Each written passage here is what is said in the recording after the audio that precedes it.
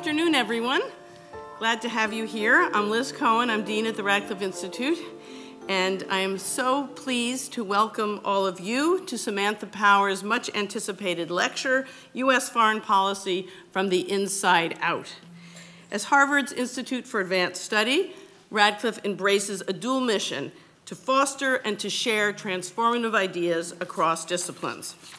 And we do this by convening and supporting scholars, scientists, artists, and professionals working at the forefront of their fields, and by organizing a full calendar of public programming, including lectures, conferences, performances, and exhibitions.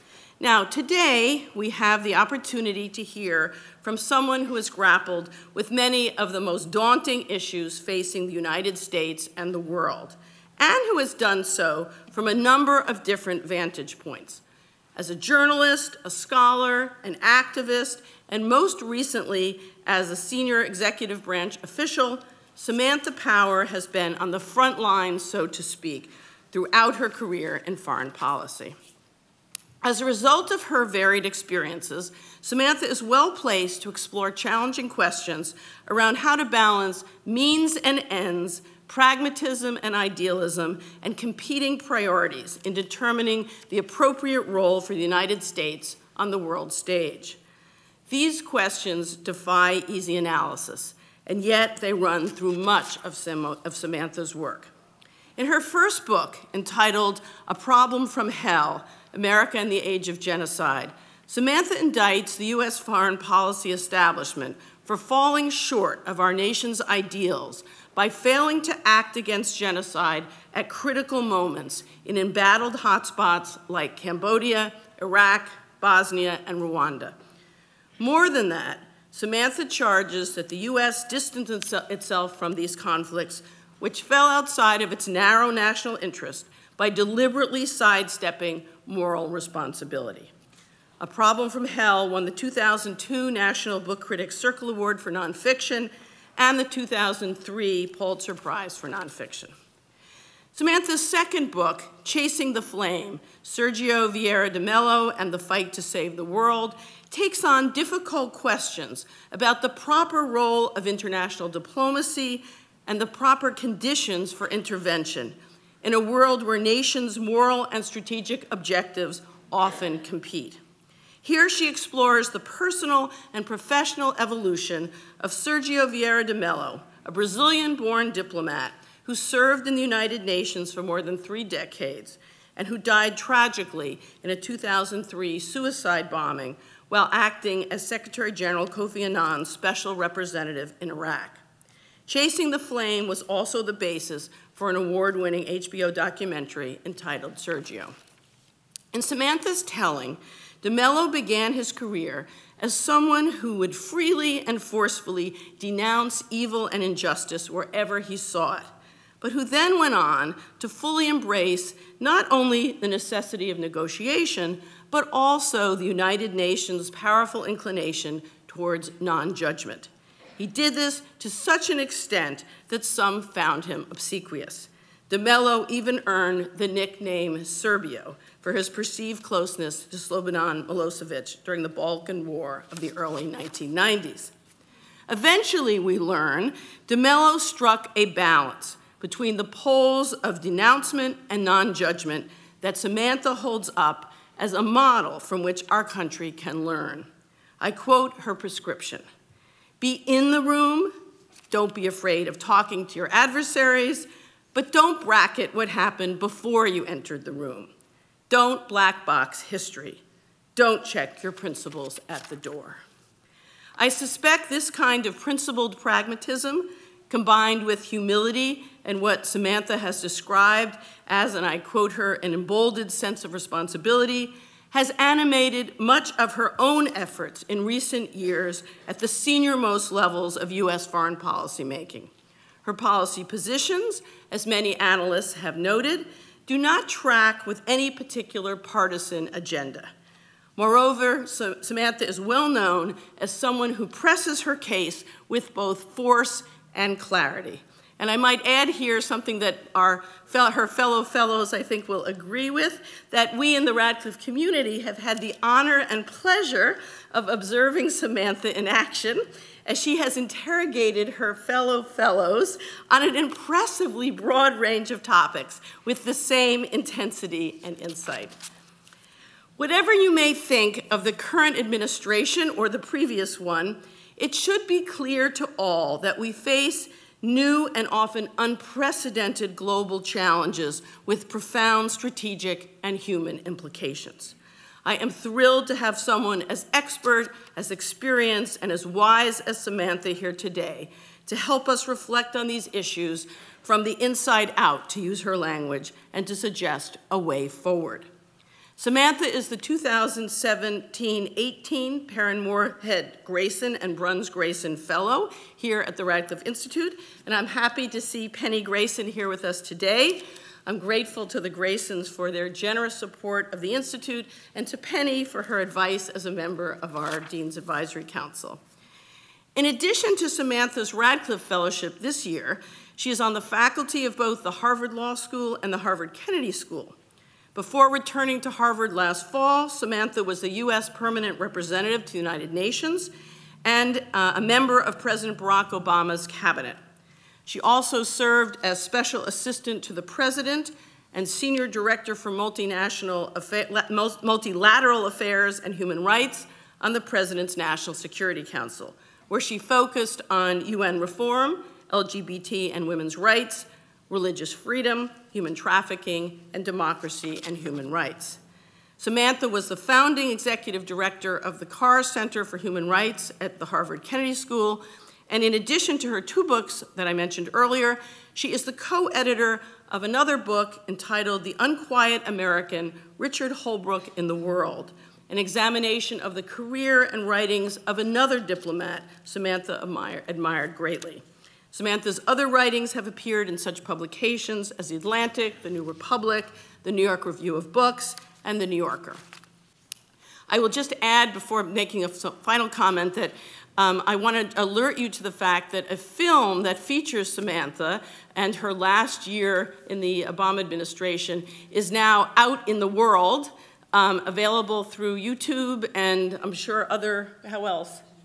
And lots of different ways, and the Kendall Theater too. So you can see it at home or you can see it in public, but we highly recommend it. Here's how the afternoon will go. After Samantha delivers her lecture, there'll be time for a brief Q&A. We will put a microphone in the center aisle. We invite you to line up to ask your question. Please introduce yourself before you do so. And after the final question, I invite you to join us for a reception next door at Fay House. Now, it gives me great pleasure to welcome Samantha Power to the podium. Thank you. Thank you so much. Thank you. Thank you.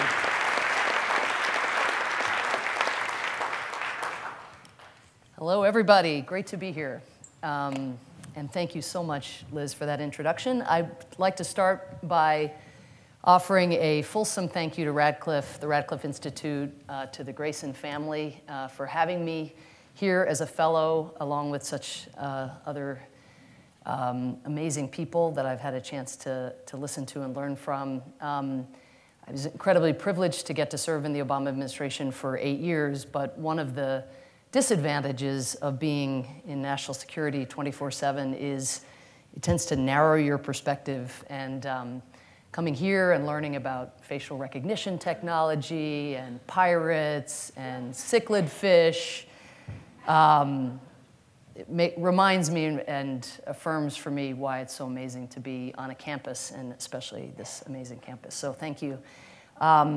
And I also just, it's wonderful to see so many people here today. You could be doing a lot of different things, so thank you for coming out.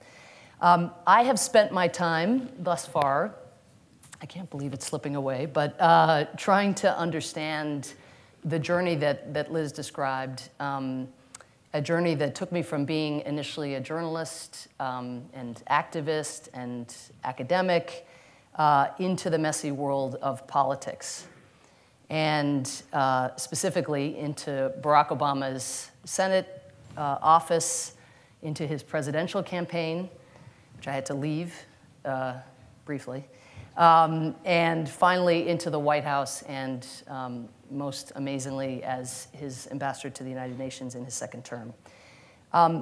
In coming here today and having the chance to speak at Harvard for the first time since I've returned and to make my Radcliffe presentation, I considered a lot of different topics within the broad rubric of foreign policy from the inside out, because I'm exploring a very broad range of topics.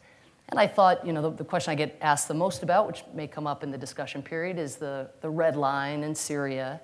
There's a lot to say about the person currently occupying the Oval Office and the future of the liberal international order. I could have gone in that direction. But given the broader reckoning going on in our country and around the world, I thought I would actually use this occasion here at Radcliffe, of all places, to reflect on a question that I increasingly get, which is, what was it like as a woman doing foreign policy in the US government and at the UN? And I stress, because I am a professor here, but this is not an academic lecture. It's not my normal kind of analytic fare. It is one person's personal experiences from which I try to draw also some lessons regarding how we go forward in the face of many of the challenges that are being discussed and aired, but many of which are not yet being addressed. So let me start a little bit at the beginning. Before I began working in the US government, I will admit that I had never been all that self-conscious about being a woman in the workplace.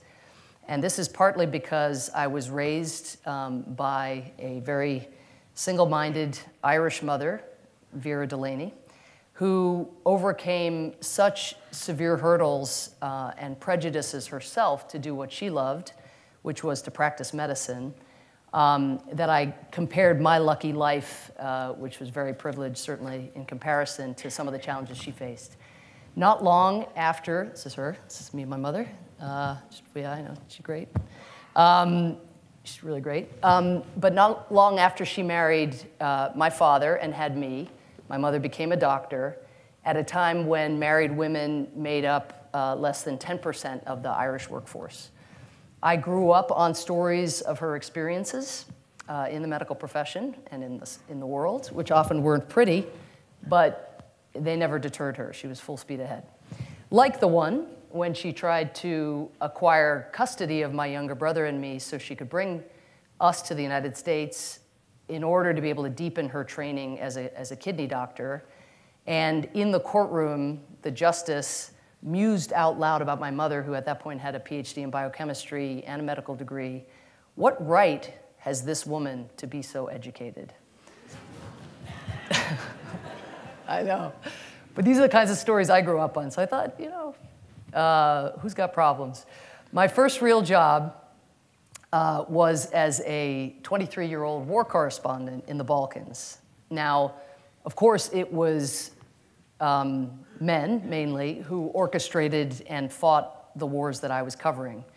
Interestingly, though, among the posse of freelancers and full-time correspondents who gravitated to the Balkans, it was women war correspondents who really, at that time, I think, stood out. Everyone from Christiane Amanpour of CNN, of course, to Maggie O'Kane of The Guardian, who uncovered concentration camps in northern Bosnia, Kate Adie of the BBC, Carol Williams of the LA Times. These were amazing role models for me and my girlfriends, who are still my closest friends, to have at that stage. And although the culture that we encountered in the Balkans was patriarchal in the extreme, although not compared to what some of our people here I know have gone through, but with very deep-rooted sexism, writing for the Western media in Bosnia in the 1990s was a far cry for women from what Martha Gellhorn had gone through to try to cover the D-Day invasion in World War II. Some of you know the story, where she had to hide in the toilet of a hospital ship and to sneak ashore with an ambulance crew in order to cover the landing. I can't be scientific about the difference that gender made in Bosnia, And it is even conceivable that we women correspondents, of whom there were many, actually enjoyed better access to the people and events we wished to cover because the local gunmen so underestimated us. But that said, I also don't know a single woman colleague who wasn't at one point caught off guard by a romantic come on from a source or left stammering her way out of an unexpected advance. I must admit, again, that I had not reflected much on the role that gender played in my career at all, really, until recently, when hundreds of brave women and a few men began coming forward to share their personal experiences of harassment, predation, assault, exposing decades of toxic and illegal behavior by people in positions of power. Like everything in this age, I should say, it has a hashtag, #MeToo. But unlike so many other issues that have burst into the news and then just as quickly disappeared, #MeToo has become more impactful on the national and the global conversation than I think any of us could have imagined when we first read about Harvey Weinstein, for example, last fall. These silence breakers, as Time magazine called its 2017 Person of the Year, have jump-started a long overdue reckoning. It is reaching across professions and party lines, shining a light on the invisible daily struggles endured for too long by our mentors, our teachers, friends, colleagues, neighbors, grandmothers, mothers, and even our own daughters. It is no wonder, then, that this reckoning has also reached the field of national security and foreign policy. 2 months ago, in November, 223 women who work in or on US national security, including many close colleagues of mine from the Obama administration, signed an open letter that they titled #MeTooNatSec. You don't have to read the letter. I do recommend looking for it online, but that's just to give you a hint of the letter. The letter is addressed to the entire national security community, and it was quite measured in tone. It made no sensational claims about specific abusers, nor did it call out any particular government agency, declaring, quote, "We too are survivors of sexual harassment, assault, and abuse, or know others who are," end quote.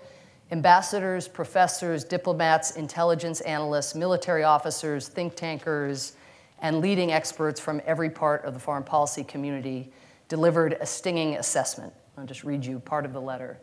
Many women are held back or driven from the national security field by men who use their power to assault at one end of the spectrum and perpetuate, sometimes unconsciously, environments that silence, demean, belittle, or neglect women at the other.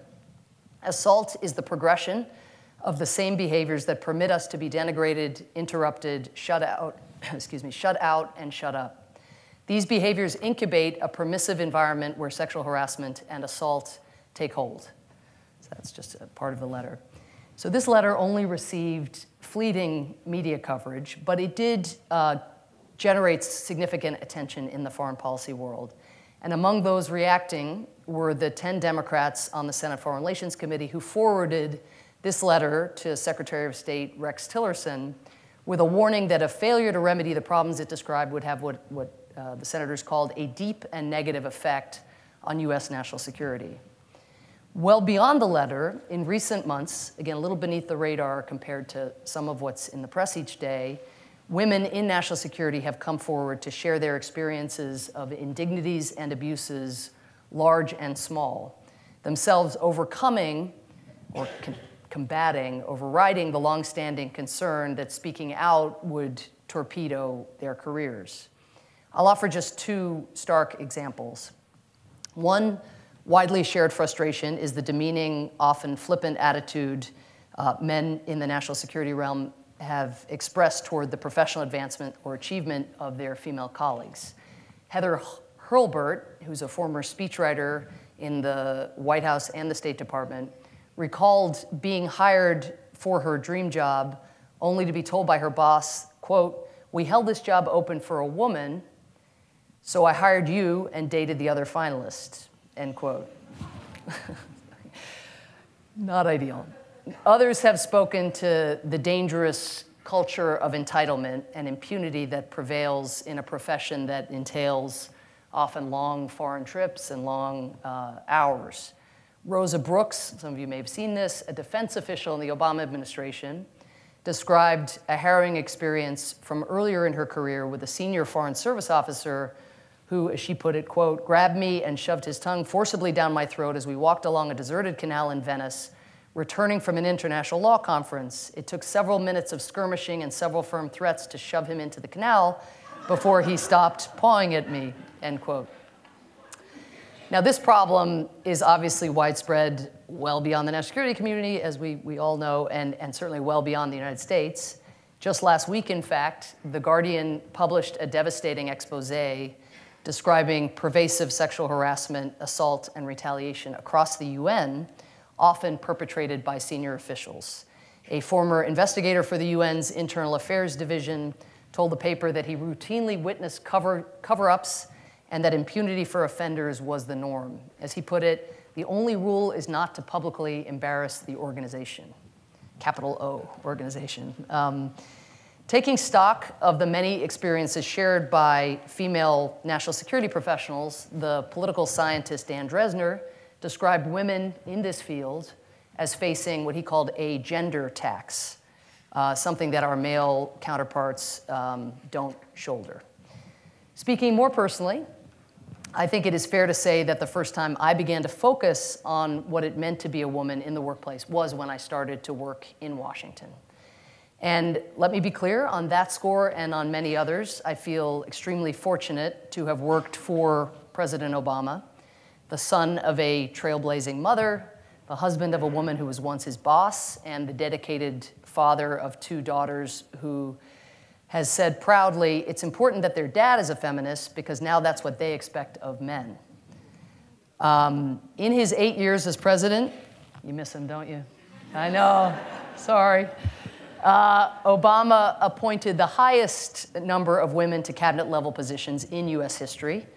And I must say, and this mattered to me a lot, he always gave the impression that he wasn't scurrying around with women in binders or whatever it was, you know, that we heard about, one, you know, that someone had to make this huge effort in order to find talented women. He projected the sense that he was hiring the people who were the best for the job, who happened to be women.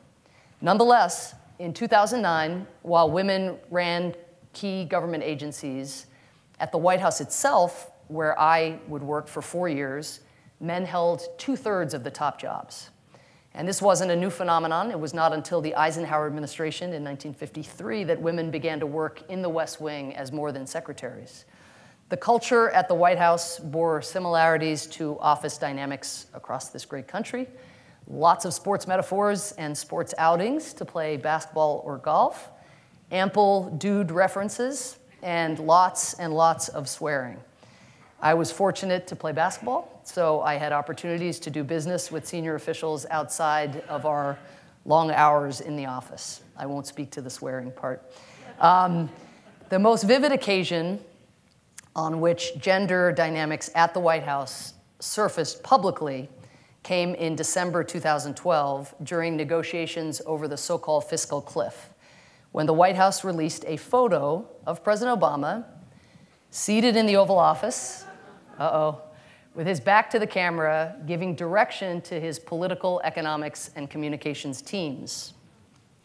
As such, when critics pounced on this photo, someone released this photo, someone very senior would have released this photo, not thinking that there was anything weird about this photo. So we start with that. So when critics saw the photo, the White House pointed out something even worse than releasing the photo itself. Some of you may remember, does anybody remember? That, in fact, if you look closely, you will see behind Dan Pfeiffer in his brown corduroys and blue shirt, Valerie Jarrett's leg. She was there all along. And literally you had statements, people on and off the record coming out saying, no, it's fine. Look, there's her knee. You could just see in the black. Anyway, so you can imagine the reaction to this. Jodi Kantor of the New York Times tweeted, Jarrett's leg as metaphor. Now, President Obama, the enlightened guy that he is, of course, invited senior women on the White House staff to his office, or he had dinners with them so that they could vent, share frustrations, get a sense of what could be done differently. And I think that more self-awareness and deliberateness meant that women were called on more often, sometimes even when they weren't raising their hands, which happens not only at Harvard campus, but within the White House as well, and also affirming the work of his women advisors. But I think, as we all know, numbers matter. And it was significant that in the second term, President Obama and his very activist Chief of Staff, Dennis McDonough, went out of their way to try to ensure that women occupied an equal share of the top White House staff jobs. And in fact, in 2015, the White House released a not-so-subtle photo of the president conferring with his advisors. You guys, yes. So, and Obama's photographer, Pete Souza, later commented, "This is a full-frame picture. I guess you'd say I was trying to make a point."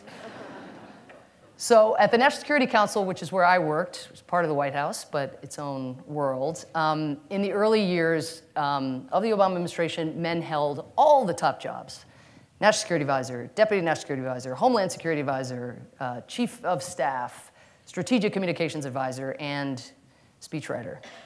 The senior staff are known, I think, maybe that's one thing that's still intact, are still known perhaps as senior directors, NSC senior directors.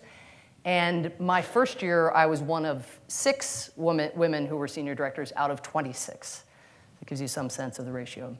One Wednesday, toward the end of our first year, one of my senior women colleagues, who was a fellow senior director, invited me and a few other women to come to her office for a glass of wine.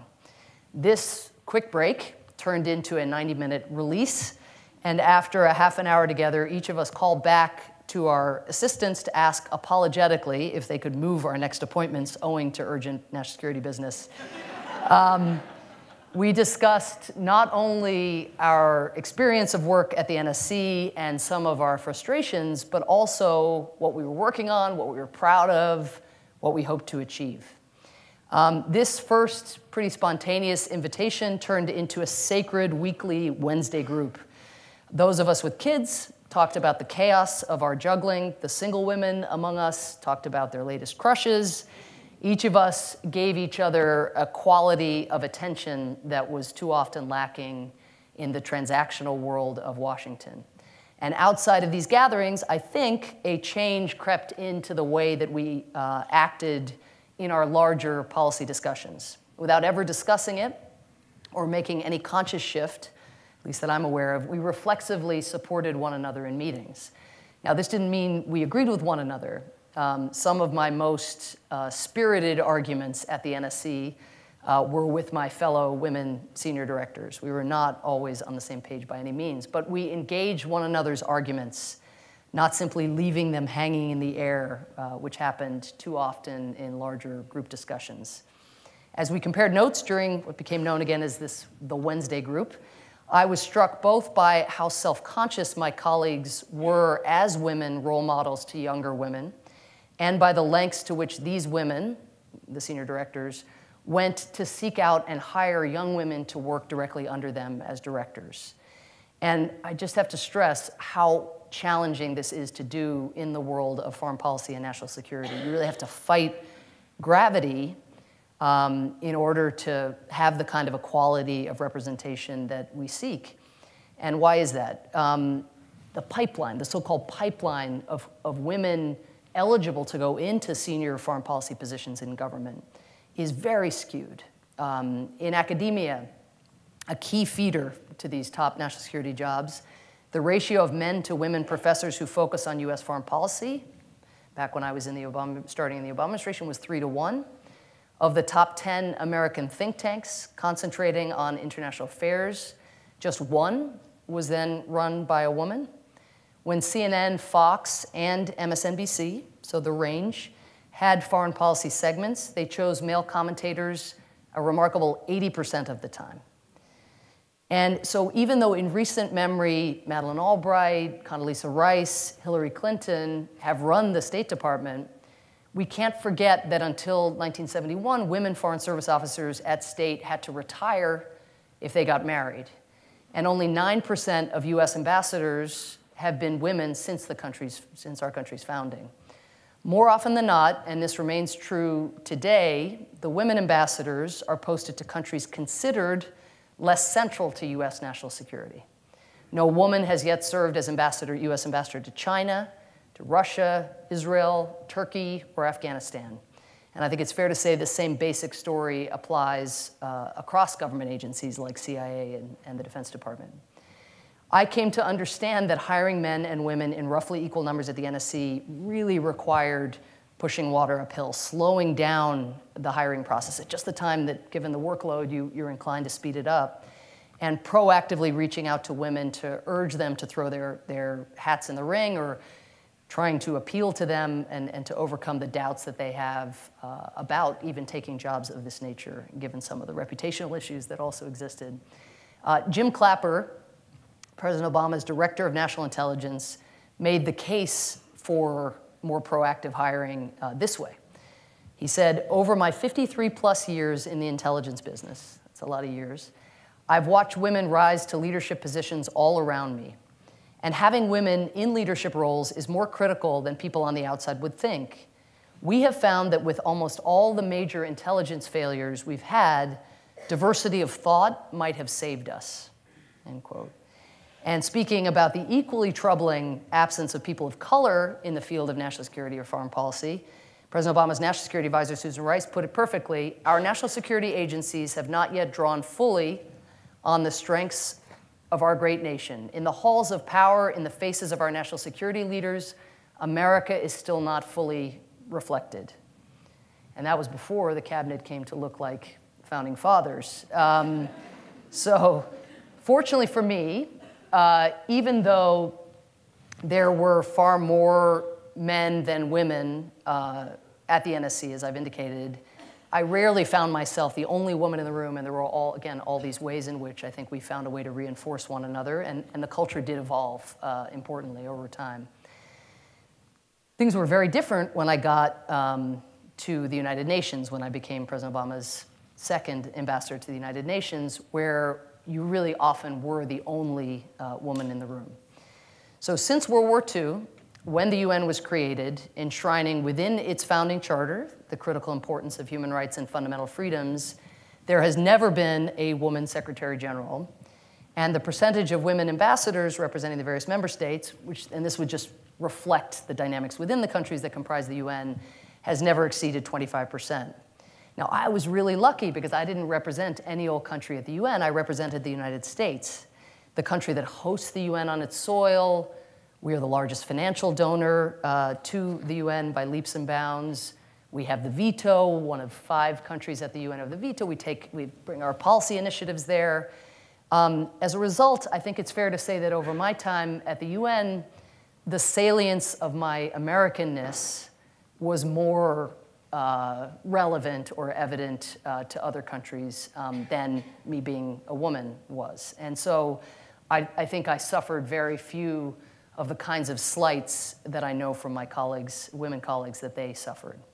Madeleine Albright liked to joke, quote, "It used to be that the only way a woman could truly make her foreign policy views felt was by marrying a diplomat and then pouring tea on an offending ambassador's lap." By the time I assumed my position in 2013, a trio of amazingly strong women had served at the UN representing the United States before me. Jean Kirkpatrick, 1981 to 1985, Albright herself, 93 to 97, before she became our first woman Secretary of State, and Ambassador Rice, 2009 to 2013. So when I got to New York, I read the biographies by Jean Kirkpatrick and about Jean Kirkpatrick and by Secretary Albright herself. And I think when you read biographies of women who've served in prior generations, you really see how much has changed for the better. And I'm just going to give you a flavor of that here today. Jean Kirkpatrick, raised in a small town in Oklahoma, ducked out of an early stint in government to raise her 3 sons while she was completing her doctorate at Columbia. She was discovered in 1979, that's the year I came to this country, from Ireland, after Dick Allen, Ronald Reagan's foreign policy advisor in the presidential campaign, gave Reagan an essay that she had written in commentary, which you all probably are familiar with, called Dictatorships and Double Standards.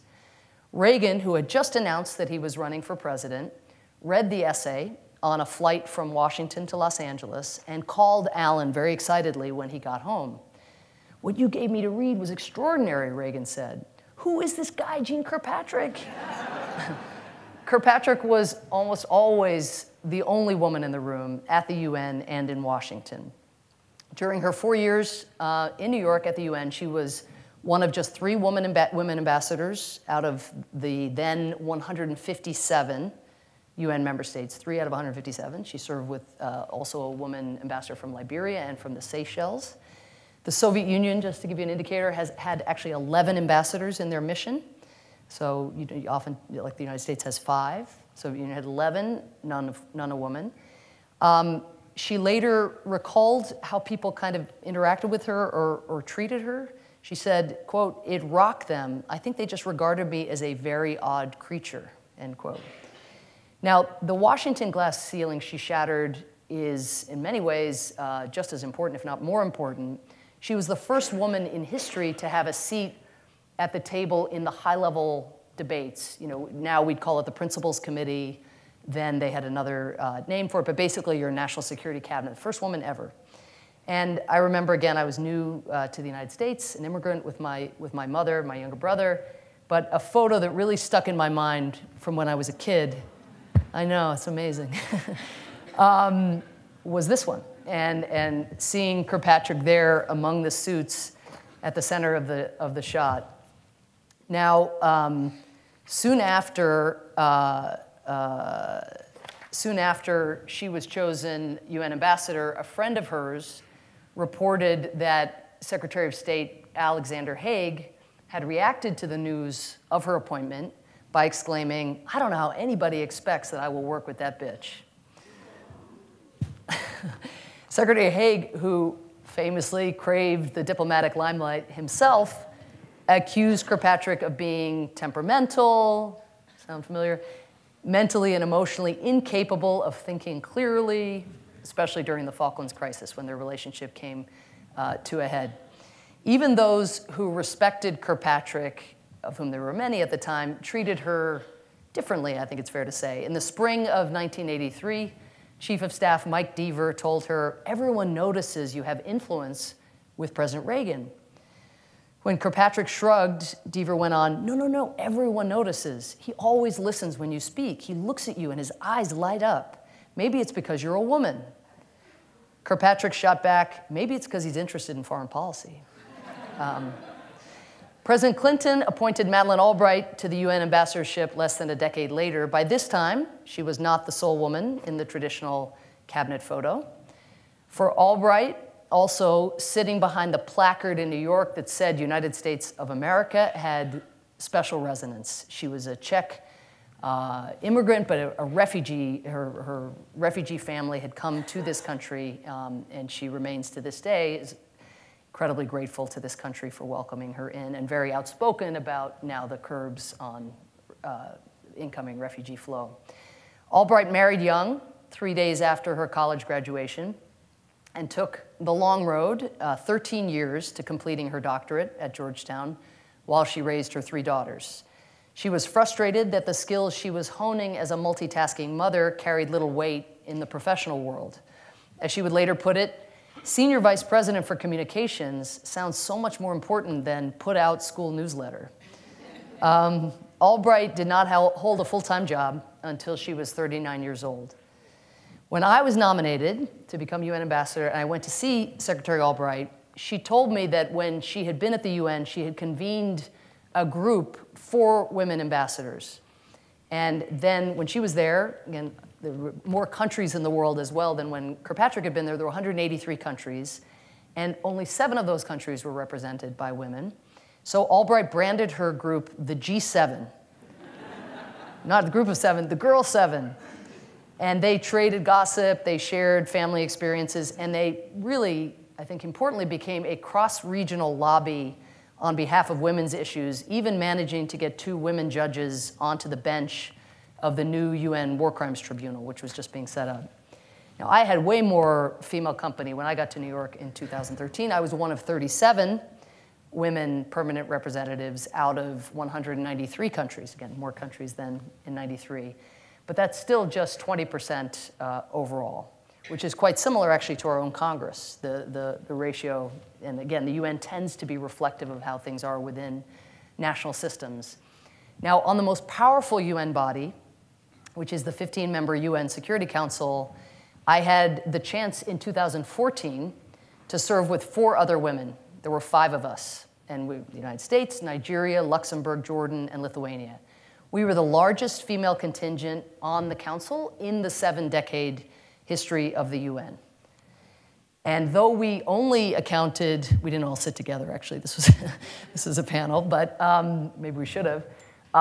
Though we only accounted for 1/3 of the membership on the premier UN body responsible for making international law, deciding on the use of force, sanctions, et cetera, the excitement around the UN was palpable in this period where we had the chance to serve together.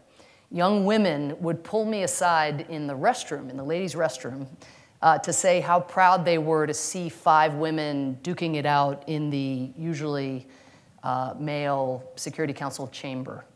And the longer I served, though, also, apart from how it looked and the signal that sent, which I'll come back to, the longer I served, the more evidence I saw of the functional value as well of this gender parity.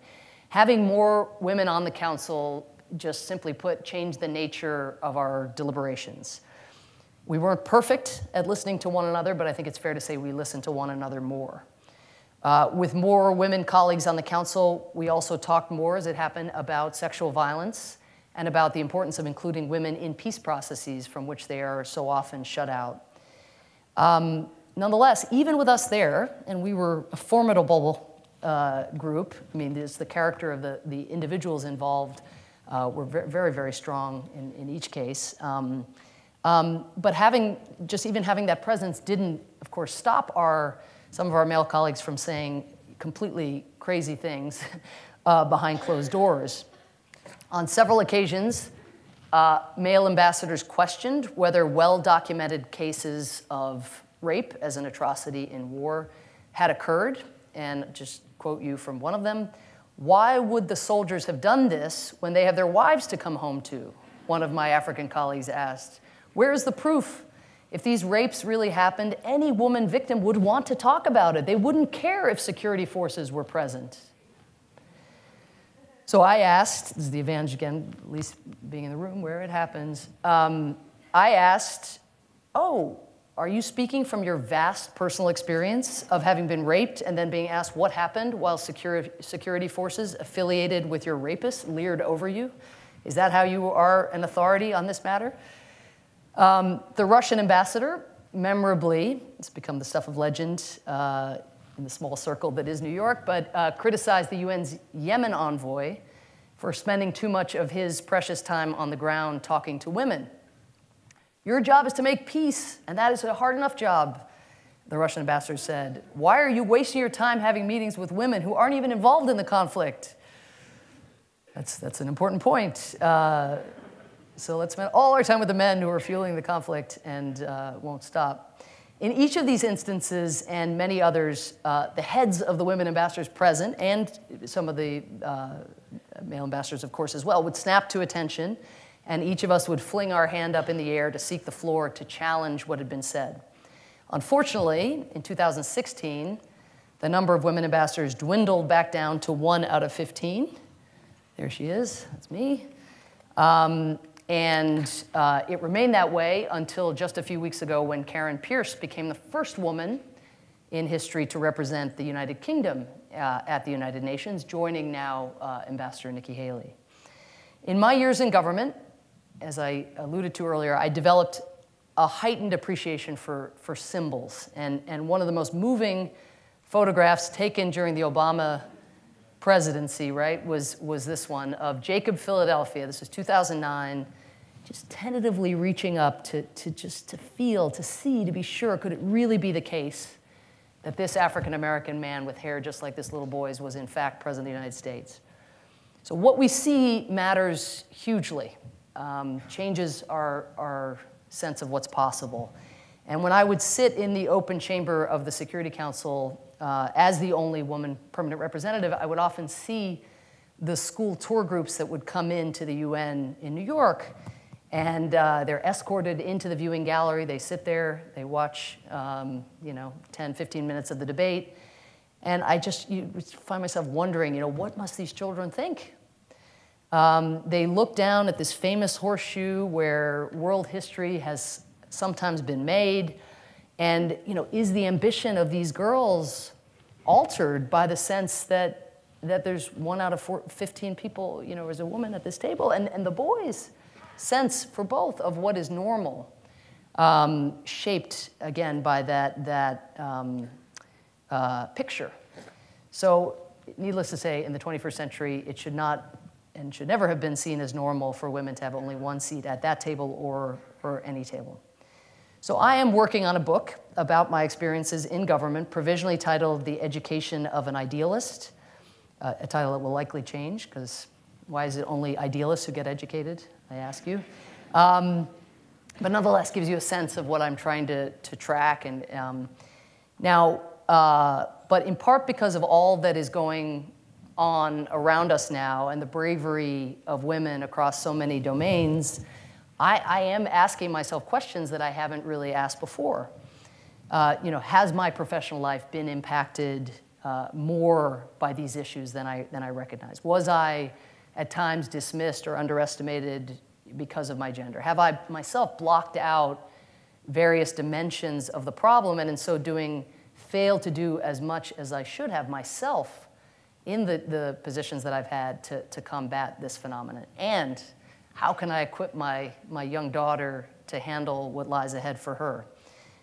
So I'm still wrestling with these personal questions, and I don't have great answers yet, but I have, for the purposes of today at least, tried to distill kind of what are the lessons for now, at least as I can offer them up.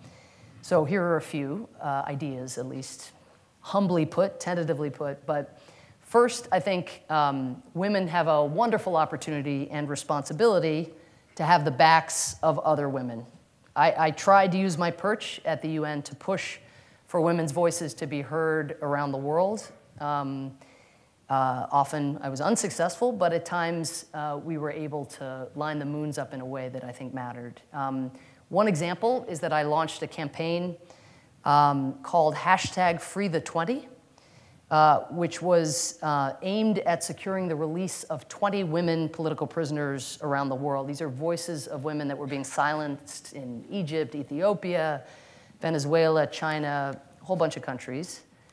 Here were the 20 women, and I would hang, each day for 20 days, we hung a portrait of one of the women and profiled them on social media, and the State Department and the White House got behind it, as did members of Congress.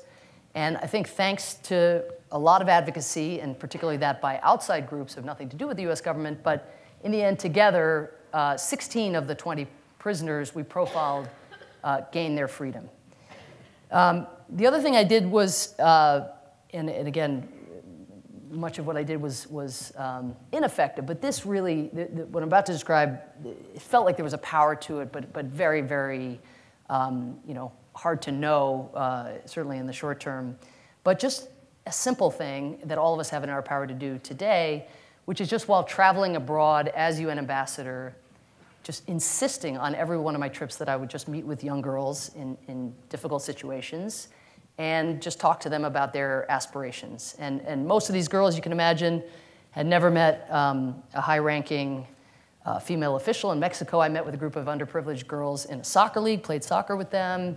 In Nigeria, I met with a group of schoolgirls from Chibok, which many of you know from the news. These were girls who had been captured by Boko Haram, but then mercifully had escaped in the early part of their captivity.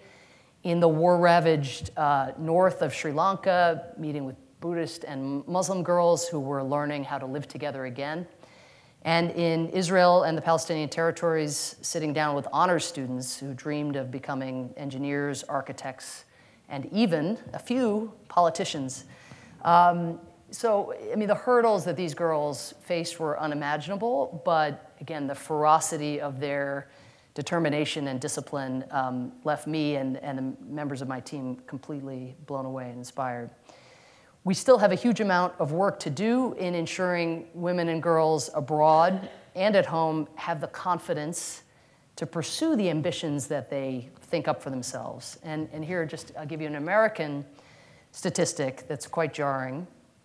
American men are both more likely to see themselves as qualified to run for political office and much more likely to receive encouragement from family and friends to do so. A pair of studies, one from 2001, one 2011, found that men were almost 60% more likely than women to describe themselves as very qualified to be a candidate, even though the men and women surveyed were both equally experienced in terms of fundraising, policy knowledge, et cetera. A follow-on report that focused on young people similarly found that female college students are less likely than their male peers to feel that they have what it takes to run for office. That's, again, more recent. This self-doubt manifests itself in a whole bunch of very subtle ways. A fascinating survey, you can actually see it, of Americans aged 15 to 24 was released just 2 weeks ago. And it confirmed what we have all been seeing. Young women distinguish themselves as much more politically engaged than their male counterparts in 2017. And that was on everything from volunteering to donating money to attending demonstrations. At the same time, a much higher percentage of women cited a lack of knowledge about the issues or a fear of undue criticism as explanations for why they decided not to be politically active. As teachers, parents, and mentors, we've got to somehow find a way to continue to narrow and close, in the end, this confidence gap. Second, if we want to make change, we who share a desire to see change must embrace politics in all of its messiness. I don't know, that's sort of the biggest realization I have on all national security issues, and certainly on this issue, anything related to gender. There's really no obvious door number two.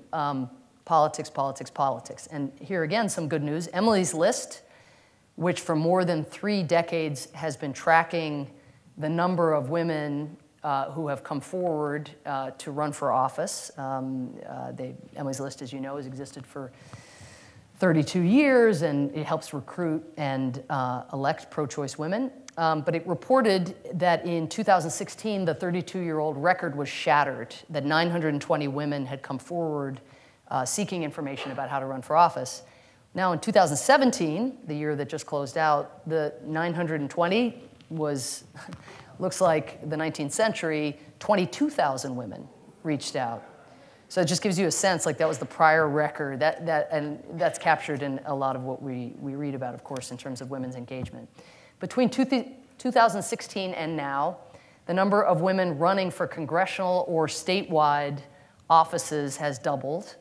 And in those crucial races for control of the House, so far there are 389 women running, the most female candidates ever seeking to become a US representative. And women are not only running, they are winning. In Virginia, 11 of the 14 women candidates for the House of Delegates, backed by Emily's List, won their races, 11 out of 14. Many of these women were first for the Virginia House, the first Latina, the first Asian American, the first lesbian, and the first transgender woman. Signing ceremony looks a little different than often. But we must acknowledge, of course, that change is slow and incremental gains never seem to be enough. At the current rate of progress, without knowing now the outcome of 2018, where so many more women are getting involved, so putting that to one side, but it would, unless that makes a major difference, take another 75 years to achieve gender parity in Congress and 152 years for state governors. Now, that's not what it's going to take. It's going to take a lot less than that. But that's if we were to extrapolate on the basis of where we are now. Shelley Simmons, a name you might remember from the news of the last couple months, tied for her Virginia seat. And she lost then, if you can call it that, because of the random drawing to break the tie that went in her opponent's favor. And afterward, she said, "I'm my usual angry, pissed off self about the situation." Next time, I'm not going to lose. And it seems like it will take that kind of resilience and determination to accelerate those numbers and the pace of change. Third, I only have 4, I think those of us who have been fortunate enough to obtain high-profile roles as women leaders, my own view is that we could afford to be more open about the doubts and the challenges that we face. Madeleine Albright, I've always really admired for doing this.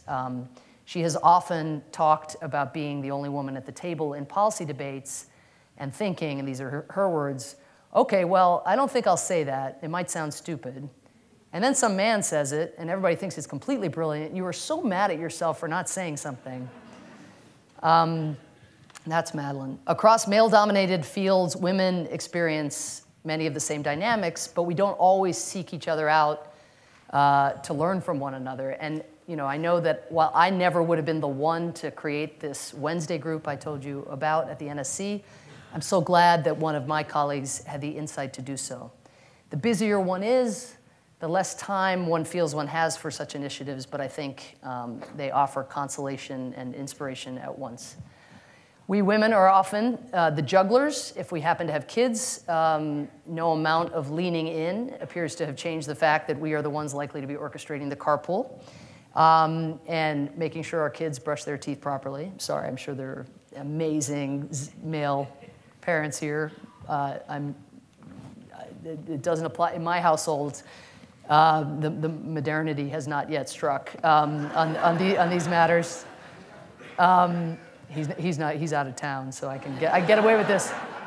But feel free to bring it up the next time you see him at Harvard Law School. Some women perform the miracle juggle. I mean, most women perform the miracle juggle without advertising it. Somehow managing their jobs or their home lives as if with their kind of left hands, making it look easy from the outside. I have been incredibly lucky to have a lot of support for my juggle, including my mother and my parents. But I've never found it easy and have always, or at least since I've been in public life, advertised those challenges for what they're worth.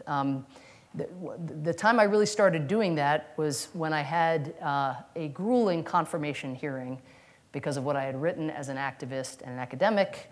It was very difficult to go before the US Senate and then have to answer for everything I'd said and written my entire life. So it was difficult, and the gavel sounded, finally. It was over. I prepared for it for weeks. And my 4-year-old son jumped into my arms. I know. And he's such a ham. He was like, hey, I've been waiting for this my whole life. And a good few, you can't see it, but like basically a scrum of reporters came and they started snapping this photo, and it was published in a good few newspapers. And it's a lovely photo of my son, and it just captures my relief, I think, at surviving my confirmation hearing. But what amazed me about this was I started getting notes from all over the country, and even some from around the world, just saying how heartened they were to see somebody attempting a national security cabinet role with small children in tow. And again, that wasn't my orientation. I didn't think in those terms, and then began to be much more public about some of the dimensions to my juggling. So this meant speaking about the inelegance of my efforts to work and mother at the same time. This was my approach, not one I recommend for everybody. So I might have mentioned publicly several times how I breastfed my daughter while on the phone with the UN Secretary General talking about a chemical weapons attack in Syria. Or the way in which, in order to explain my absences to my boy Declan, I taught him more about Vladimir Putin and Crimea than is probably healthy for a 7-year-old. But the point is, every woman has her own way of managing their very particular juggle, and so too makes up her own mind. Same true with working dads, of course, as well, about how transparent to be about that challenge. My conscious decision, particularly in the wake of the reaction I had to this photo, was to overshare, which may be a weakness of mine. Fourth and finally, even amid the cruelty being perpetrated by our current president, and the desire many of us have to change the whole world at once, I think figuring out how to be good with bite-sized contributions and doing what each of us can do, what is identifying and pursuing what is in each of our power to do. It's about, what is one's specific difference? What is the specific difference each of us can make? And it is going to be millions of small contributions that ultimately produce the kind of equality that we seek. And here, it was a Martin Luther King. I love Martin Luther King quotes. Constantly been quoting them my whole life, but I had never seen this quote, but is now my favorite Martin Luther King quote. Be a bush if you can't be a tree. If you can't be a highway, just be a trail. If you can't be a sun, be a star. For it isn't by size that you win or fail. Be the best at whatever you are.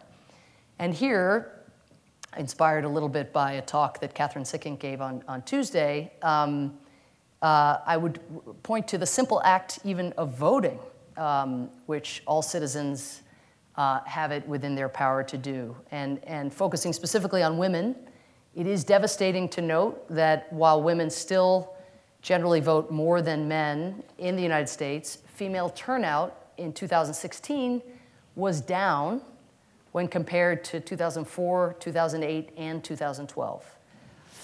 Given the stakes and the consequences that we're living every day, that's something we have got to remedy.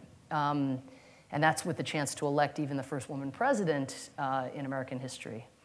We have to find a way to rally our family and friends, having worked so hard to secure for women a voice in American political life, encouraging women to raise that voice and insist that they be heard. In addition, and this is just because I feel like every talk that's in any way about politics or public policy needs to address this in some fashion, but I think part again of our small contributions before we are able to make the big ones relates to political polarization. Speaking here directly to women, if we are mothers, we are talking incessantly about our kids to other mothers and fathers. Now, in the Republic of Cambridge, it may be that there isn't a huge amount of diversity there, but in most communities, it is still, there's more plurality in those communities than is reflected by our electoral maps. And I think, again, as all of us, as people who are parts of families, want our leaders to solve practical problems for our families. So here again, we can all do better at trying to listen to one another and be prepared to change our minds, something that gets harder and harder given what is coming at us. Trying to reclaim this world of facts and truth and putting our minds to the larger epistemological challenge of how we go about that. And focusing on what unites us, which notwithstanding, again, the group of people that appear to want to go in a different direction, wanting security and dignity for our families and our communities really can unite the vast majority of people in this country.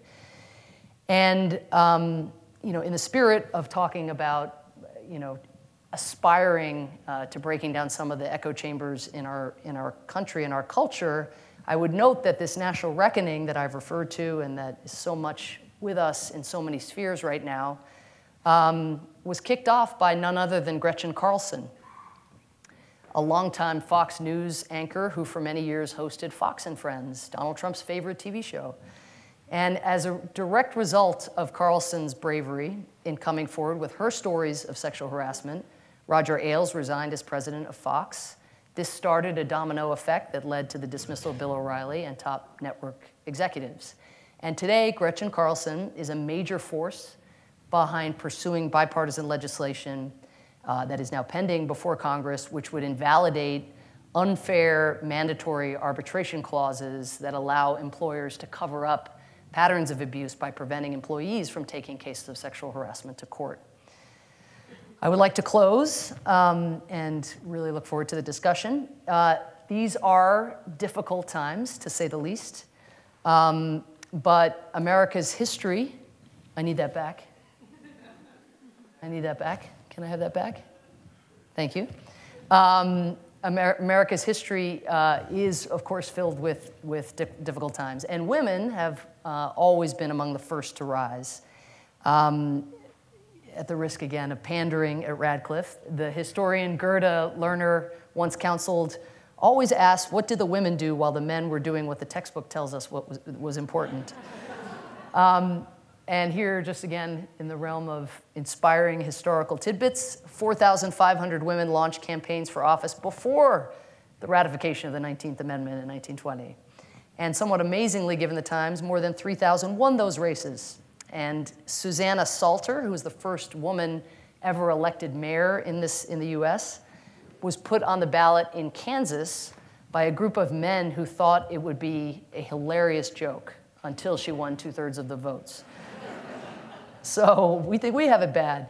Women were a driving force in the movement to abolish slavery, and a century later in the civil rights movement. We remember the names, of course, of Rosa Parks and Fannie Lou Hamer, Sojourner Truth. But women whose names never appeared in bold print also helped carry these movements. Women like Alabama's Joanne Robinson, who mimeographed 35,000 leaflets the night of Rosa Parks' arrest to publicize the first bus boycott. And of course, when it came to fighting for equal pay, it was a woman, Lilly Ledbetter, who never gave up even when the Supreme Court sided against her. She appealed all the way to President Obama, who signed the Lilly Ledbetter Fair Pay Act in 2009, helping restore protections for women against pay discrimination. It is clear that women and men must unite behind the cause of equality. It has been a year since the incredible women's marches, and we've just had the anniversary marches. My favorite sign was one hoisted by a middle-aged man.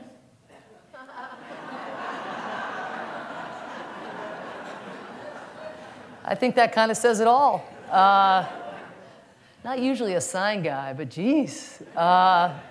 So influenced by Sign Guy, who I hope to meet someday, it does seem the right time to ask, what are each of us normally not that these times suddenly require us to be?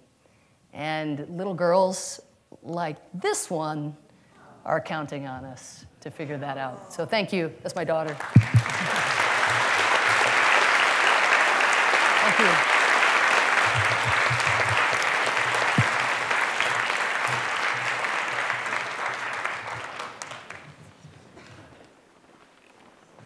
Is it time? Yeah. Hi. Please, Thank yeah, you. if you could just introduce yourself maybe and... Sure. My name is Tanya Bartevyan. I'm a Harvard Radcliffe graduate, a concert pianist, and with interest in many disciplines.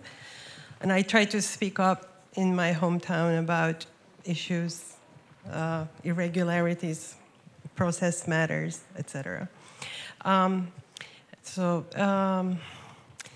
I am going to also ask about a foreign policy question, which is the non-recognition of the Armenian genocide. I do happen to be Armenian, but pretend I'm Norwegian. I grew up in Turkey, so I have made my own peace with the issue. But I am concerned. I know that it can't be an easy matter in foreign policy because Turkey is a military ally, and they don't want 1915 stuff recognized.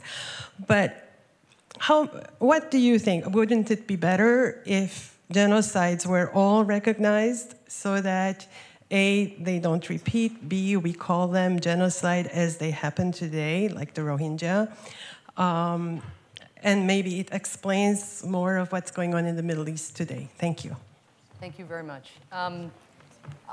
I agree with you. I think genocide should be recognized. I think when governments or people or institutions are put in a position where they have to contort and kind of wiggle around and come up with euphemisms, I think therein madness lies. And we, as your question, polite in the way you pose your question, but as your question suggests, we promised we were going to recognize the Armenian genocide, and we didn't. And if you ask me why, fundamentally the president initially, the right year to do it would have been 2009. We had promised on the campaign we'd just come off, rip the Band-Aid off, and just say to President Erdogan, sorry, I made this commitment, I keep my commitments. I mean, we were really motivated as an administration by the set of things that we had promised to do. But there was, you might remember back in 2009, a nascent normalization process between Armenia and Turkey. And the president was convinced that doing so would potentially set back that in the region reckoning among the between the parties. To me, it seemed more like a ploy on the part of Turkey to get through April 24th, 2009, our first Armenian Genocide Remembrance Day occasion where we should have recognized. And I think that history bore that out, that it ended up being not a normalization process to which there was real sincerity to make progress. Then the other occasion, of course we could have done it any year, but just the way government works, the other bite at the apple was really on the 100th anniversary when Pope Francis recognized, and many countries and parliaments around the world.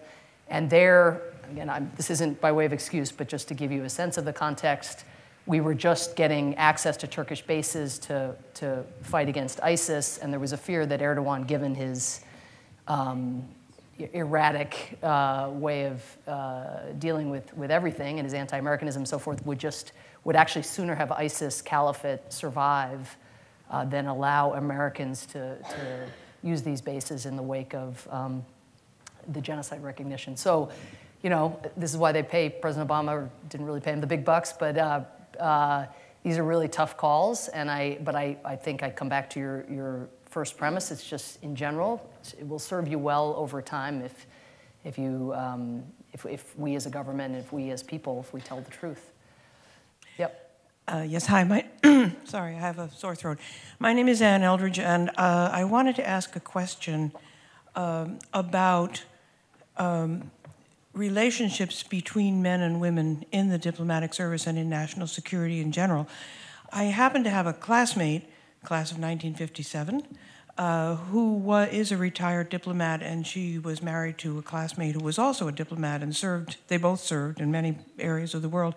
And actually, her career starting out in the 1960s doing this is just replete with the kinds of challenges that you described, including being told that, well, he has this position, we thought you were coming along to be a secretary. But I happened to be reading her memoir, which just came out this year, just at the time that Vice President Pence was talking about how it is impossible to get into the elevator with a woman who is not mother. The situations that you describe in which men so vastly outnumber women, and women have to face situations where they will be the only woman in a context, and then adding on to that the uneasiness that is now pervading the whole question of male-female relationships. What if I say this? What if I do that? I just wonder if you could comment on strategies that can address those kinds of challenges. I don't. Your answer is probably, and the answer people here would be better than mine. Maybe people have reflected on this more. I mean, I think the sensitization by virtue of the public conversation is already a step, and I think that right now, if you take just one institution, which is where the diplomatic corps lives, it would have been great if Secretary Tillerson, as part of this conversation, had come out. He's so focused on the State Department and the building and the positions and the Foreign Service, but to make this, a feature of that, which I think is way too inward-looking. I think he's way too inward-looking generally. I wish he'd tell us what wars he wants to end and problems he wants to solve in the world. But since he's not that guy, at least if he's going to deal with bureaucracy and make that his passion, this is something that you can deal with incentives and disincentives and structures and airings but it's very hard to do that when Donald Trump is your president. And so that's why when it comes to at least the diplomatic world, even though it feels like you can have a conversation hived off from politics, it's about getting rid of people who aren't dedicated to figuring out how to manage this issue. So it really is about, and I think there've been interesting writings. Jake Sullivan, who was Secretary Clinton's sort of policy guy in the campaign, is one of the most impressive people I met in my 8 years in government. He came out in the wake of some of the kinds of disclosures that I referenced today, and just talked about himself. Now, I would see him as in the upper 1% of 1% of enlightened, progressive, men that I came across in government, and there are many, but I mean really top tier. And yet he was the one, he writes a long piece saying, here are all the ways in which I failed.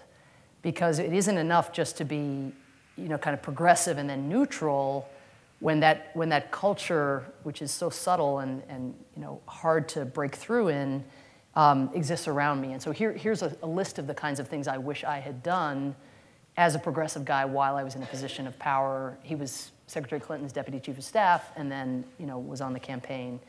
So I refer you to that article. I mean, I think we have to change our leadership, and then our leadership needs to find a way to be more proactive. But one of the reasons I mentioned all the feeder information about think tanks and media and panels, and that in this world of diplomacy, it really would make a difference if we started having an equal number of people doing national security PhDs at the Kennedy School, and if we started also internalizing in our hiring, the kinds of different decisions women have to make at different parts in their career, and then make it easier for them to hop back in, if they've taken time out, let's say, to have a baby or something. Anyway, so there's a lot one can say, but I think the first thing we have to do is just back to politics, unfortunately. Jay Gleason, you're right that it would be nice if Secretary Tillerson would tell us how he wants to end the war in Libya, which Barack Obama has called the worst mistake of his presidency. You and Susan Rice and the woman that you once referred to as a monster, Hillary Clinton, were leading advocates for that assault on Libya. Whereas at the same time, men in the cabinet like Bob Gates and Tom Donilon and John Brennan were very much reluctant to take on that type of intervention. So I can't help but wonder whether women are becoming worse warmongers and cold-blooded killers than men are. Well, the number of factual inaccuracies that are implicit or that were stated in your question do make me question whether you were in the room with all this vivid detail about who was on what side, because much of what's been written is inaccurate. But let me talk about the intervention in Libya, which seems to be if I gather, the focus of your question. So in Libya, we had a circumstance that we were confronted with, which is that you had people who had risen up against a dictator who was threatening to hunt the people down like cockroaches, who had turned its sights on Benghazi, which was where the revolution had started, and where tens of thousands of peaceful protesters were gathering every night in the main square. The Arab League had a meeting, an unprecedented meeting, where it expelled Libya from the Arab League and called for the world, the international community, to use all necessary means to protect civilians. Mm-hmm. Then the British and the French proposed a no-fly zone. Mm-hmm. Gaddafi wasn't using his planes to carry out atrocities. All the evidence we had was that it was his militia on the ground who were hunting people down. And a no-fly zone basically would not be effective. So we went to the United Nations, which, other than 9/11, basically had not authorized the use of force to protect civilians in more than 2 decades. And amazingly, the UN Security Council, the arbiter of international law, authorizes the use of all necessary measures to protect civilians, partly because they knew what Gaddafi was capable of and what he was explicitly stating he was going to do. So the president then joined with a coalition of countries in order to carry out the intervention called for by the Arab League, by the UN Security Council, and by the Libyan resistance. As it happened, in the wake of the intervention, one of the things that the same people who've been calling for intervention were absolutely adamant about was no foreign presence, no foreign troops, no foreign police, no nothing. And in the wake of what was initially a very beautiful time where independent media flowered, civil society, women's organizations, and the kind of scrum of politics turned very tribal, very messy, and with a division, a profound division within the society between Islamists and a more secular model. And Libya is in a terrible state today, and people are suffering the consequences of what amounts to a civil war, kind of low-grade civil war with ISIS also now with a foothold. I think the challenge, and I'm reckoning with this along with everything else, is knowing what we knew on the front end. All we knew was what we knew. And we knew also, there are other people in line also who are going to want to speak, but in the wake of 800,000 people getting killed in Rwanda, given how explicit Gaddafi was, and given what I really do believe to be the case, which is, had we not, what you would have, I believe, is the massacre, which would have been pretty ugly, but no one will know, like it's counterfactual. I have no idea how bad it would have been. Maybe it would have been better than Gaddafi himself was saying he wanted to make it. And you would not have Libya of the pre-revolution Libya. It's not like you'd have a stable Libya today. Look at Syria. There's an example of no intervention. And is that a stable place where all kinds of intervention in Syria? I'm sorry? There's all kinds of intervention in Syria, direct and proxy. In the UN SC 1973 did not call for regime change. You can't cite anywhere where it said regime change. The AU, the AU and the Arab League did not call for regime change. We're good. All right. Thanks for coming. Hope you enjoyed it. Hi, I'm Robert Cooper. I love that photo of all the male secretaries general of the UN. I wonder if you had any comment on the last selection process where there were several qualified women candidates. My personal favorite, since I'm from New Zealand, would have been Helen Clark, but there were several candidates. I wonder if you have any insights on that process. I have big insights because the United States, fortunately for the United States, gets to be very central to it. And within that process, the 15 members of the Security Council choose the successor to Ban Ki-moon, chose the successor to Ban Ki-moon.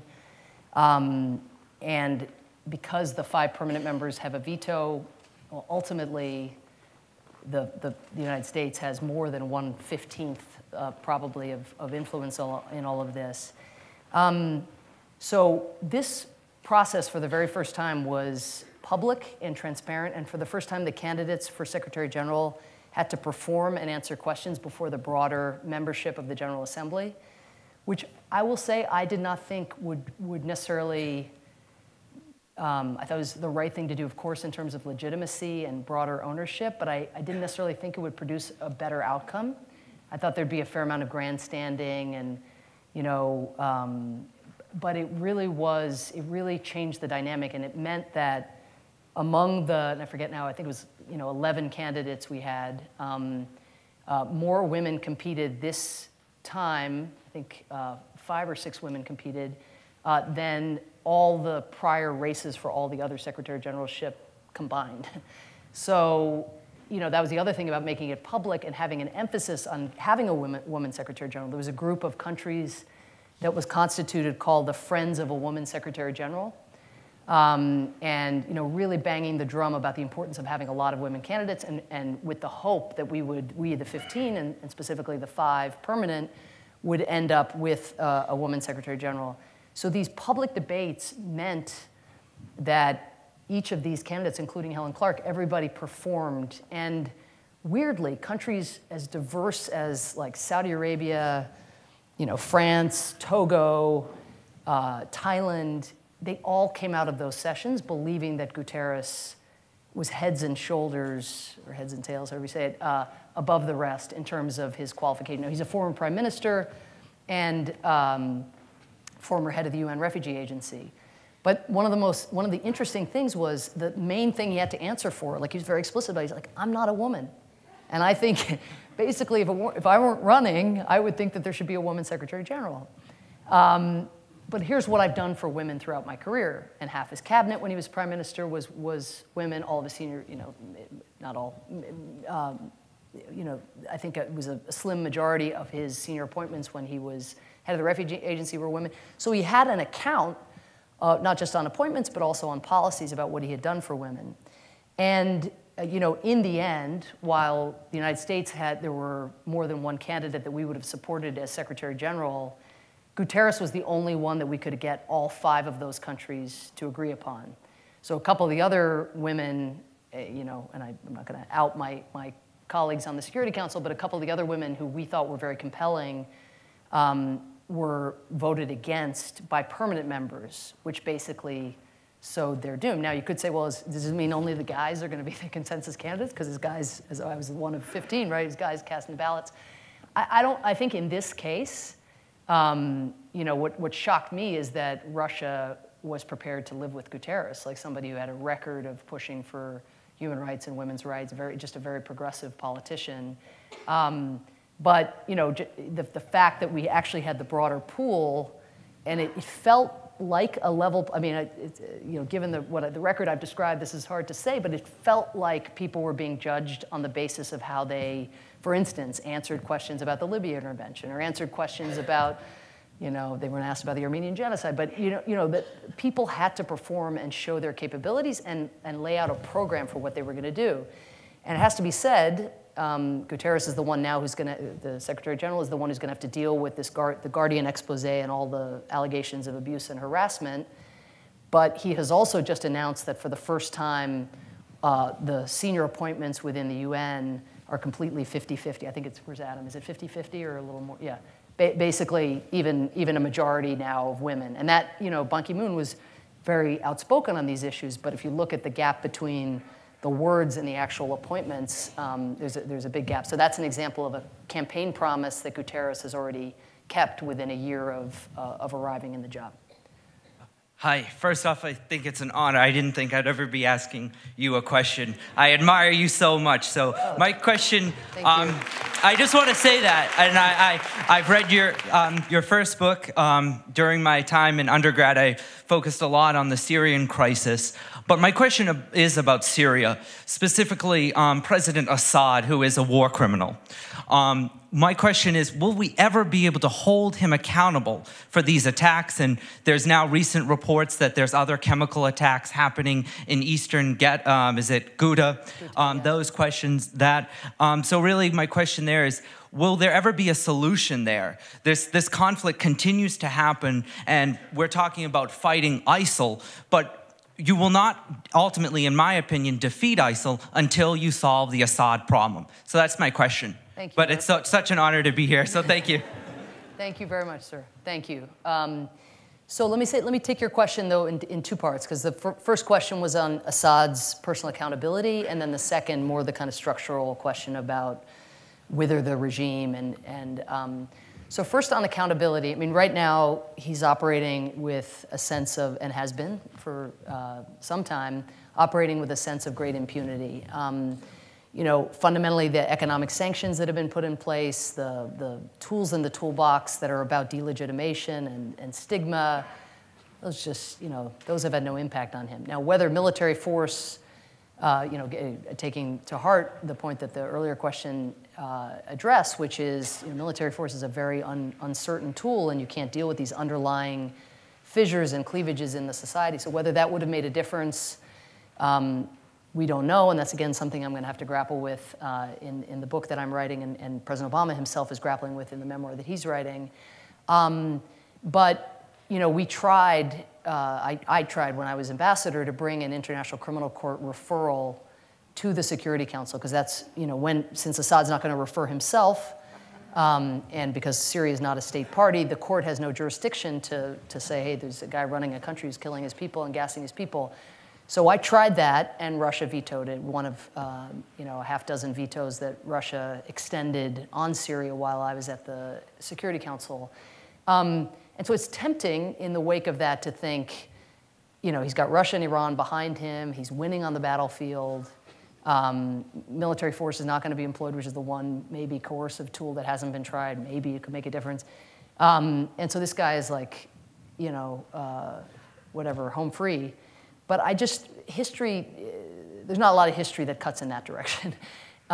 Which isn't to say that tomorrow, there's going to be some big turn of fortune for him. But, my first career, as I mentioned, was in the Balkans. And if you had told me when I left to come here to go to law school here that Slobodan Milosevic would end up imprisoned by the International Criminal Tribunal for Yugoslavia, or Ratko Mladic, who just seemed invulnerable in very similar ways. And again, very different set of circumstances. NATO did get involved on the ground in Yugoslavia. That made a big difference. But you know, what tends to happen, even in countries where you don't have something like you had in the Balkans, is just the infighting and the rivalries within the administration itself, combined with what we have now, which we didn't have initially back then, which is the documentation and the preservation of evidence, means that it is, you know, less likely to be a foreign plucking or imposition of something, and more likely to be some kind of internal fissure at some point. But that's not very satisfying to people who have been victims. 400, 500,000 people have been killed, it looks like, in Syria. As you say, the gas attacks, this genie out of the bottle, you know, that we thought was, you know, squarely sealed in there, you know, from the time of Saddam Hussein. And so the larger question, before one could even imagine this infighting or Assad meeting his political demise and then potentially getting extradited to face justice, is the question of a political solution to what's happening in Syria. And you know, Liz mentioned The Final Year, this movie that has just come out about Obama's last year, where Obama and his team granted almost full access, basically, to a team of filmmakers. And one of the things that's captured in the film, that's kind of the heart of the film, is Syria. And the efforts that Secretary Kerry made because it only captures the final year, it only shows him in the final year, to get Russia, Iran, the Europeans, the Arabs, you know, the Gulf Arabs, everybody under the same tent to try to put enough pressure on the opposition and on the regime. And when you see this film, I mean, if nothing else, it'll just make you love John Kerry. You see him, you know, at times like staggering up the stairs, just so exhausted because he's been going from a Yemen meeting to a Paris climate meeting, Cuba normalization, you know, Syria. And again, it's A for effort, but none of us, like, we didn't get the results that we wanted. And yet, the one way I know we will not have a solution for Syria is for none of that effort to occur. And that's the world we're in now, where, you know, the way international diplomacy works for now, before China begins to flex its muscles, as it will at some point in these areas, but it's like pickup basketball. You know, someone is picking people and pulling them into the tent and putting forward political agreements. We have a tactical approach to defeating ISIS, as you said. We have nothing as the United States or the broader international community aimed at getting at the underlying causes of ISIS. And that just has to change. And I'm hopeful, the only hope I have is that our military, which has performed, you know, so ably in you know, achieving this very important tactical victory of ending the caliphate, in my experience, and the same chairman of the Joint Staff today was the one that we had, Joe Dunford, who's superb. But in my experience in the Situation Room, whether on Libya or Syria or anything else, it's the military saying, where's the governance? How are we going to deal with the underlying causes of why people went into ISIS in the first place? Because they know it's just whack-a-mole with military force alone. And so maybe that's the tail will wag the dog eventually, and we'll start to get some diplomacy out of this administration. Ask their questions, and then, because we're not... No problem. Yeah, maybe I'll take all your questions, right, and I'll write down my yes/no answers. Hi, Liam DeClivelo, aspiring political organizer and undergraduate student here at the Harvard Extension School. In your presentation, you talked about this surge in candidates, especially women candidates who are now running for office. And obviously, in those elections, foreign policy is an enormously complex issue that has huge impacts on the way that people vote. So, based on your experience, what is your advice to this new slew of candidates about how to talk about foreign policy on the campaign trail? And number two, do you have any plans to join those ranks of candidates as one yourself, potentially in the future? I did, until that guy like scared me off. I thought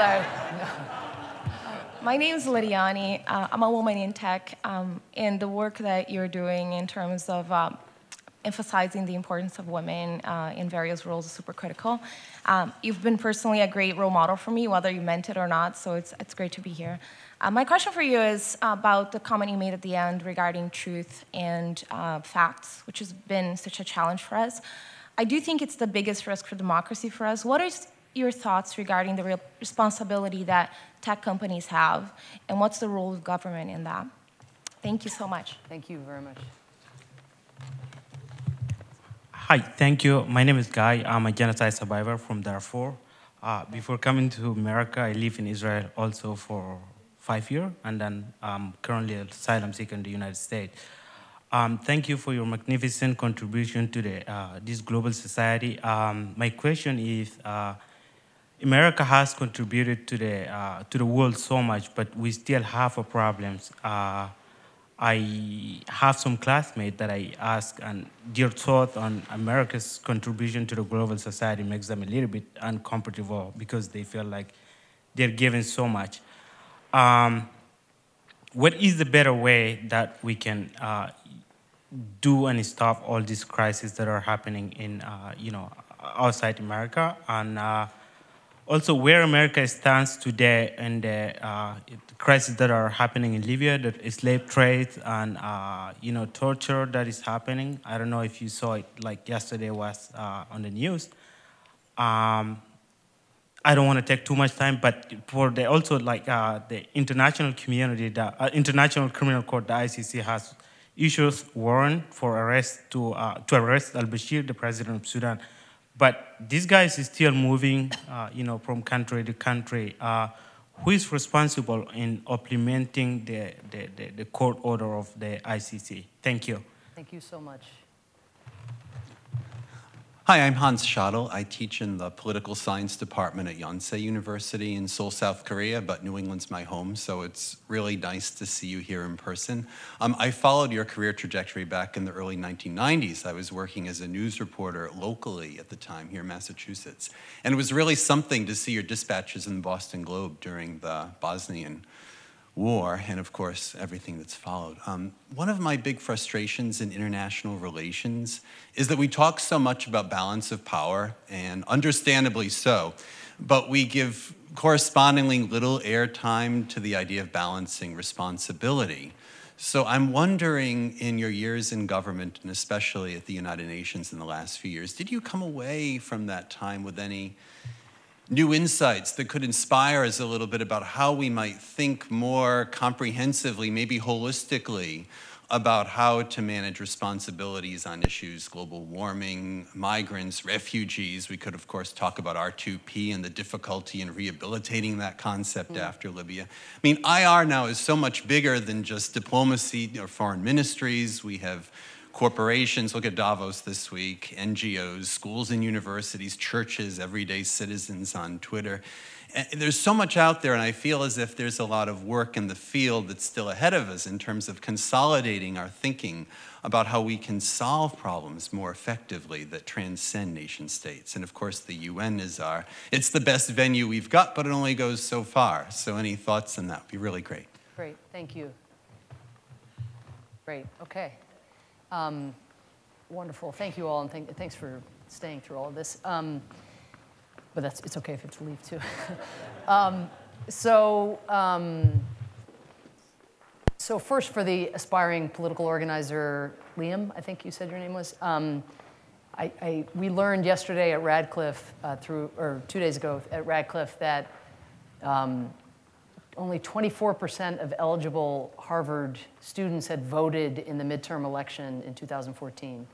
So just aspiring political organizer, there's a task for you. Why don't we all chip in and figure out how we can get that up just way, way higher as something we can do in the here and now. But your question was about how to talk about foreign policy, and I guess I would acknowledge, that we, the Obama administration, did not crack that code, it's fair to say. The fact that we now have not only the Trump base with America First and this kind of, discredited political ideology that has lived within our political ecosystem for, more than 100 years, but the fact that that is now governing, and that we're pulling out of the kinds of things that, put like my worldview to one side, but just as a matter of pragmatism, are needed, whether on climate or on terrorism, alienating our allies or insulting our allies, and thus, really jeopardizing our ability to call on them when we need them, whether in the context of an international framework or even just bilaterally. So, the fact that it's on the left and the right, and I'm not a believer in false equivalence because only one party is governing and doing these things, but the left wing of the Democratic Party is not very enthusiastic about it, or some of them anyway, are not very enthusiastic about the kinds of investments in our national security, whether in the form of our military or our diplomacy or in terms of international engagements. And so these wings are very different, and one has a much more inclusive model and doesn't have the xenophobia and the racism or any of that stuff. But in terms of the belief of the balance between the domestic enterprise and all that is left to be done here at home and what we do abroad, there ends up being an overlap at times in prescriptions. So that worries me a lot. And on communications, I've talked to some of my favorite members of Congress about this. We have to find a way to talk about climate that feels relevant to people's lives here. And it won't be by talking about the Paris Agreement. And, some people ask me sometimes, about my book, and is there like a thesis undergirding it? And the only thing I can tell you is the words liberal international order will not appear in my book. I aspire in telling stories to reach people, yes, that is my, unconcealed worldview, is that we have to invest in our common security and our common humanity. But I've got to find a way, and we've got to find a way to communicate that in a manner that's accessible beyond, our like-minded cohort. So I don't have a great answer, but I think this question of how to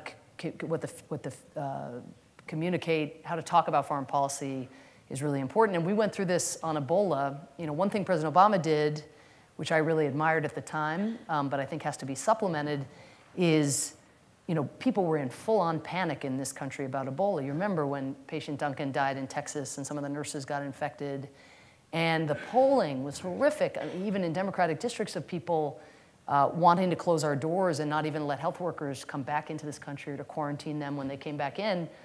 And this was at a time where more Americans had married Kardashians than had died of Ebola, right?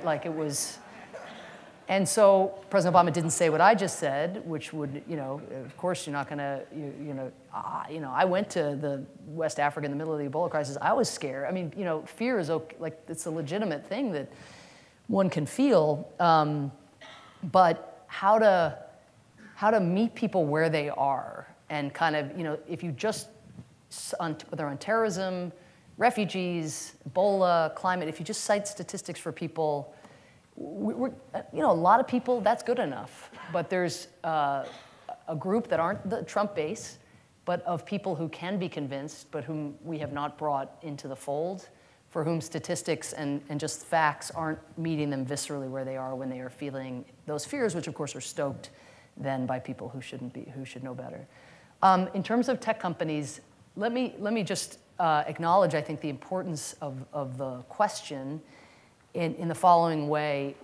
People ask us about the Russia interference, which I'm surprised I haven't been asked about, and with good reason. And they ask, should we have done more? And should Obama have come out and not just the intelligence agencies before the election and all the rest? And we're all going to be asking ourselves questions about what we might have done differently. But one thing I just want to convey is when so cyber security and cyber threats by foreign nations is something that we have developed over the last decade plus, an infrastructure within the US national security establishment to deal with. Department of Justice, Department of Homeland Security, Defense Department, intelligence in terms of who's doing what.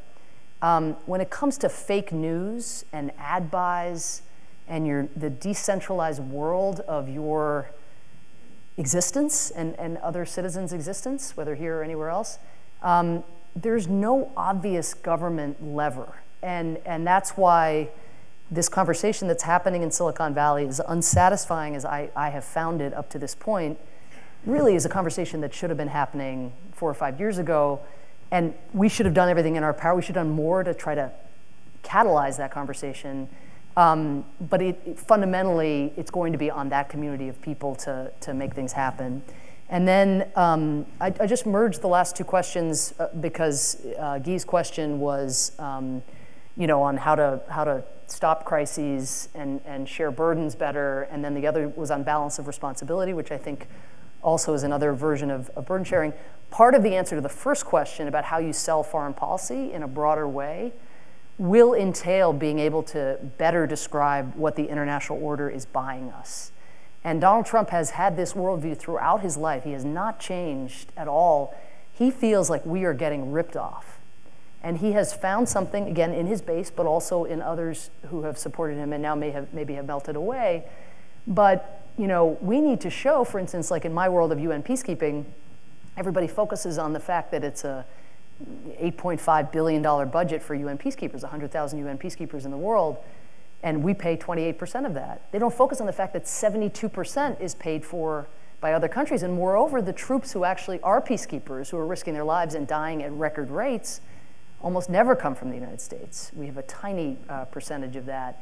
Climate, I think we made good headway, but responsibility is something you hear a lot from the biggest emitters, from China and India, and their conception of responsibility is historical, which is really important. If you're them, you're like, wait a minute, how come we just started caring about climate when we're now needing coal in order to develop and deal with our growing populations? And I think what we succeeded in doing, partly by leveraging the relationships that Obama had built with Xi and with Modi, is for the first time now we have a language about responsibility that is lateral and in the present, about emissions as and being what dictates your responsibility.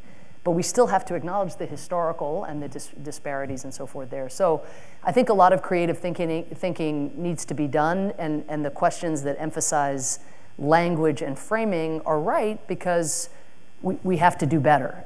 If we're going to go forward and actually be able to execute a worldview that is rooted in a sense that we are connected and that it is in our interests also to look out for others, whether at home or abroad, we're going to have to sell that. Thank you.